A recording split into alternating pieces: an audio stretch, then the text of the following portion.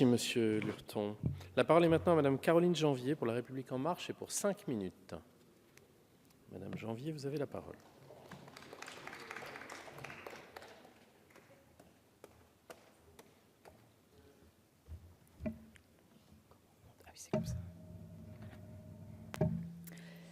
Monsieur le Président, Madame la Ministre, Monsieur le rapporteur, mes chers collègues, nous examinons aujourd'hui la proposition de loi de notre collègue Philippe Berta qui vise à améliorer la prestation de compensation du handicap en supprimant la limite d'âge pour son accès et en menant une expérimentation afin de réduire le reste à charge des bénéficiaires de la PCH. Ce texte apporte une avancée certaine qui représente pour son article 1er un investissement de 69 millions d'euros par an pour 8 700 potentiels bénéficiaires et met fin à une situation qui causait une véritable rupture d'égalité entre les personnes. Les seuils, véritables barrières d'âge, sont en effet particulièrement injustes et inadaptés à la société d'aujourd'hui. Injustes, car au-delà de 60 ans, il n'est aujourd'hui plus possible pour une personne de demander à bénéficier de la PCH, exception faite d'un certain nombre de critères à la fois complexes et trop nombreux. Ce système complexe a été dénoncé par de nombreuses associations représentatives des personnes handicapées, et ce, pas seulement pour la PCH, mais par exemple aussi pour les personnes qui sollicitent l'allocation personnalisée d'autonomie et qui souffrent de la même rupture d'égalité face à ces seuils d'âge.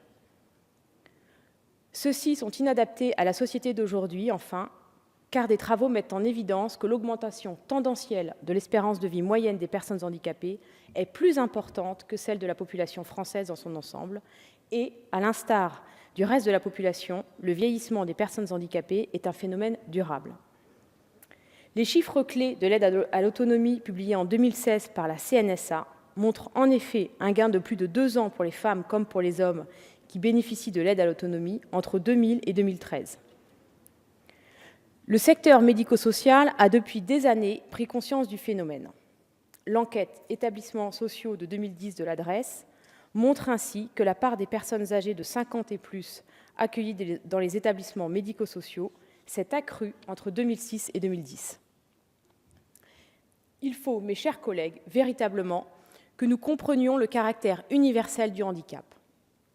Je ne parle pas ici, même s'il faudrait que la question soit abordée, de l'accessibilité universelle des bâtiments et de l'espace urbain ou des services administratifs du numérique. Non, je parle de la nature intrinsèque du handicap.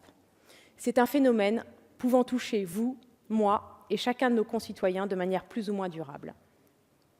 Si nous pouvons dénombrer en France la naissance de 15 000 enfants handicapés chaque année, soit environ 2% des naissances, le vieillissement de la population et l'apparition de nouvelles maladies impose à la société de trouver de nouvelles réponses pour inclure toute personne, quel que soit son âge ou son handicap, et la soutenir lorsqu'elle n'a plus d'autre choix que de solliciter une aide de notre collectivité. Il est ainsi de notre responsabilité collective de penser cette société inclusive, dont le concept est aujourd'hui largement démocratisé, mais qui revêt néanmoins des réalités concrètes. Que ce soit suite à un accident de la vie, ou aux effets du vieillissement, comme la baisse des capacités fonctionnelles, pouvant déjà être altérées du fait d'un handicap, ou à l'apparition d'une maladie liée à l'âge, maladie neurodégénérative, métabolique pouvant aggraver des altérations déjà prégnantes ou en occasionner de nouvelles, les besoins des personnes handicapées évoluent et s'intensifient. Souvent, si un handicap n'est pas synonyme de perte totale d'autonomie pour une personne, c'est grâce notamment à un proche aidant, le conjoint ou un membre de la famille. Le rapport de l'IGAS de novembre 2016 sur l'évolution de la prestation de compensation du handicap montre bien que cette barrière pénalise ceux qui n'avaient pas jugé utile de demander la PCH avant 75 ans, mais qui se retrouvent au-delà en difficulté en raison d'un changement survenu dans leur environnement, comme le vieillissement ou le décès du conjoint, grâce auquel la personne bénéficiait d'une aide humaine indispensable. Cette avancée, mes chers collègues, consentie par le gouvernement et notre majorité, est un pas supplémentaire que nous voterons sans hésiter, car c'est aussi une avancée vers l'appréhension du parcours de la personne handicapée tout au long de sa vie. Mais nous devons, mes chers collègues, prendre date pour honorer l'engagement du Président de la République concernant la construction d'un plan transversal et structurel de prise en charge de la dépendance.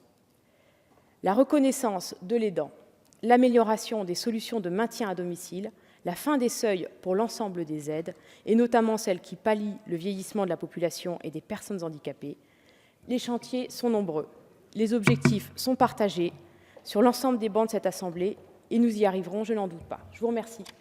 Je vous remercie, Madame Janvier.